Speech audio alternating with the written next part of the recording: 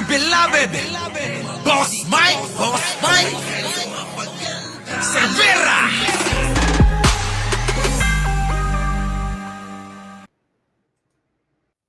Magandang umaga, magandang hapon at magandang gabi sa mandako ng mundo. Naroon kayo, syempre magandang buhay na rin para sa ating lahat. Eto na nga mga kababayan, sa mga may sasakyan dyan, sa mga bumabiyahe sa EDSA araw-araw. Oo, taas ang kamay! Alam nyo, hindi maiwasan talaga na meron pa ring traffic sa EDSA. Laging ang naano yan na ang EDSA may forever. Sa EDSA daw may forever. Oo, totoo yun. Forever ang traffic. Pero alam nyo, hindi na ganun din dati, no? Hindi na ganun din na ka-traffic yung EDSA ngayon. Kumpara nung mga way back 4 years ago, 5 years ago. Oo, sobrang traffic. Oo. Diba? Ngayon mga kababayan, eto na nga, may bus lane dyan, yung nasa kaliwa. Oo, minsan nga yan may dilaw na pagitan at nakabloke pa nga yan May bloke yan na pagitan. Tapos may mga puwang. Ang problema mga kababayan, maraming makukulit tayong mga motorista. Oo, maraming makukulit. Oo, sari-sari. Pribado, kahit ahensya ng gobyerno. Ang problema, maging yung mga gumagawa ng batas, lumalabag. Nakakahiya. Biruin mo, ikaw ay gumagawa ng batas. Tapos nilalabag mo yung batas. Di ba? Kahit pa sabihin nyo na ordinansa lang yan ng MMDA, batas pa rin na dapat nating sundin. Di ba? Ordinansa pa rin yan na dapat sundin. Ang gusto nyo kasi, porke kayo makapangyarihan, pwede na lahat yung gusto nyong gawin. Parang si Pulong, di ba? Di ba? Nagtatampo pa. Ngayon, eto na mga kababayan. Pakinggan ninyo, ha? Dumaan sa EDSA busway kahit bawal. Kaya tinakita ng mga sasakyan ng ilang personalidad. At kabilang po sa kanila, pag-aari ng dalawang mambabatas. Yo! Nakatutok si Joseph Moro. Walang lusot ang sasakyang ito sa MMD Strike Force na nanghuli ng mga dumaan sa EDSA busway Ayun, naka-7 pa,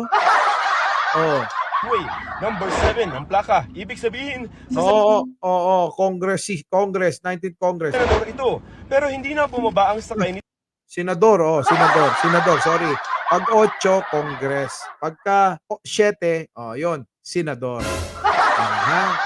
Pagka 8, kongresista. Pagka 7, senador. Yun!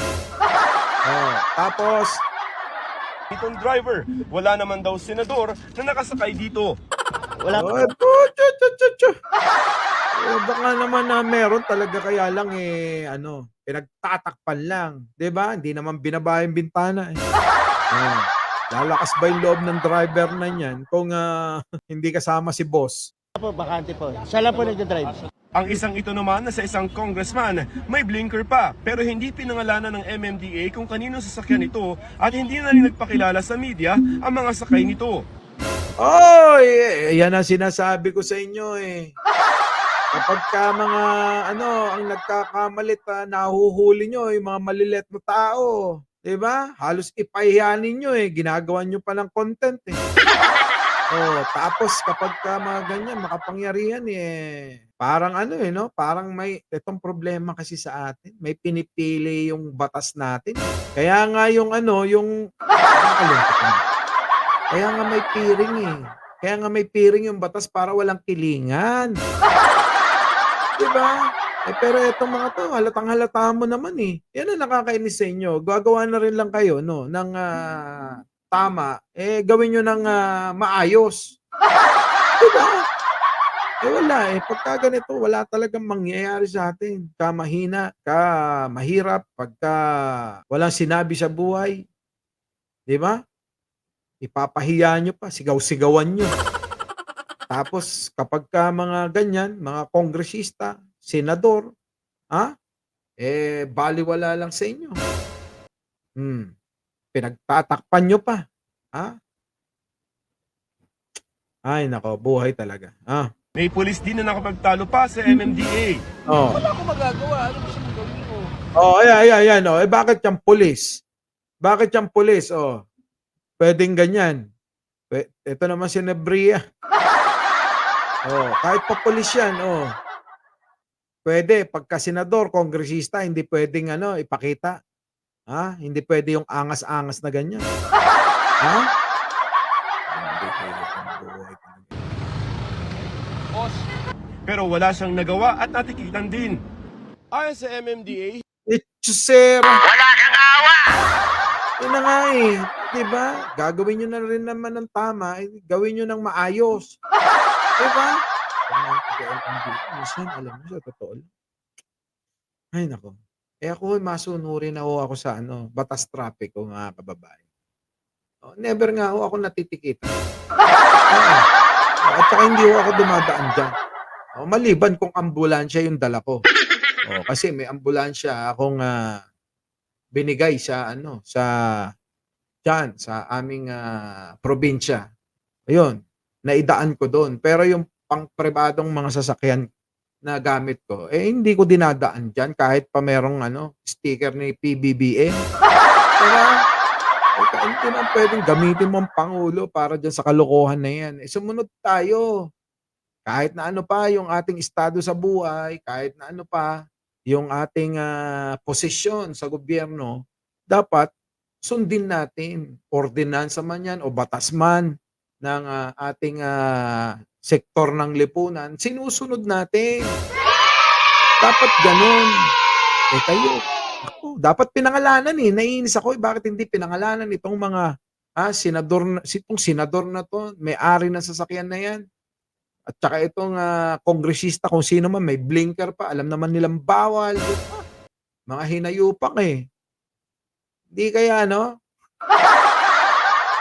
Di kaya si yun? Anyway, mga kababayan. Kayo na. Kayo na. Bahala. Dapat ito sasabunin ko tong MMDA na to. Diba? Kung ako lang, ang ginagawa nyo yun. Kaya kayo pinapatawag ni ni Bong Revilla na kamukha ko eh. Tapos pagdating doon para kayong mga tupang hindi Okay, amo-amo. Pag nasdiyan kayo, ang aangas. Anyway, mga kabwa, nakainis lang, no? Kayo, hindi ba kayo naiinis? Paki-comment naman dyan. Opo, ha? Muli, Mike Cervera po. Lagi nagpapaalala, mahalin natin ang ating kapwa.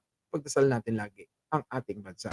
Magandang umaga, magandang hapon, at magandang gabi sa mandako ng mundo. Naroon kayo. Siyempre, magandang buhay na rin para sa ating lahat.